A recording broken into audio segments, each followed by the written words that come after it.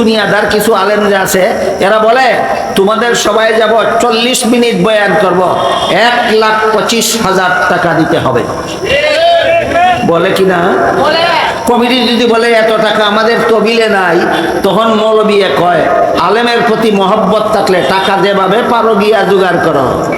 এই মৌলবী কি বুঝাইলো? আলেমরে মহব্বত করতে 1,20,000 টাকা লাগে, আর আল্লাহ রাসূল বলেন 1 গ্লাস পানি লাগে। বিষয়টা আপনাদেরকে বুঝাইতে পারলাম? মৌলবী আপনারা কি বুঝায়? আলিমরে মহব্বত করলে 1,20,000 টাকা লাগে, আর নবী বলেন আলেমকে মহব্বত করতে 1 গ্লাস পানি লাগে।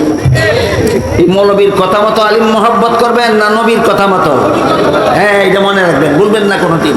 যারা মোটা অঙ্কের টাকার চুক্তি না করে ওয়াজ মাহফিলে যায় না, এরা দিনদার আলেম নয়, দুনিয়াদার আলেম।